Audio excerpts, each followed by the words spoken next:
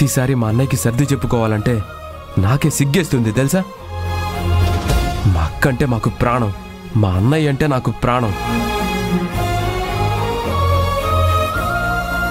మమ్మల్ని విడదీయాలని, ఈ ఉమ్మడి కుటుంబాన్ని ముక్కలు ముక్కలు చేయాలని ఎవరు ప్రయత్నించినా అది జరగదు.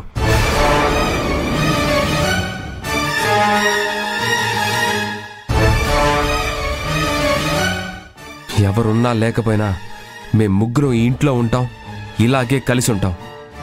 అంతగా పంపించాలనుకుంటే అలా చెయ్యాలని చూసేవాళ్లే బయటికెళ్తారు. ఆ పరిస్థితి తెచ్చుకోకుండా చూసుకో.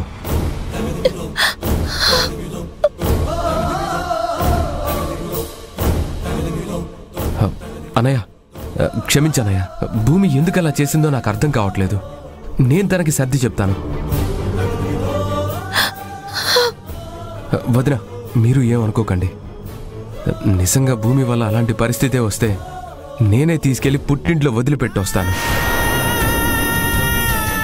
అంతేకాని తన వల్ల ఇంట్లో ఎవరు బాధపడే పరిస్థితి తీసుకురాను.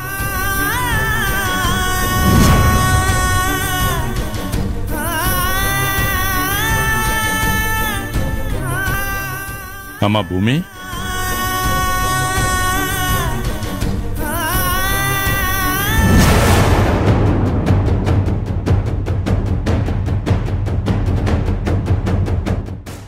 నాన్నా, నాన్నా. ఏమ్మా, ఏంటంతా మాట్లాడుకుంటున్నారు? ఏమైంది?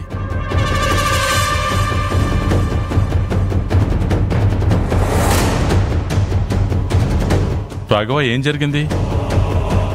నువ్వేంటి అలా ఉన్నావు? ఏం లేదు నాన్నా.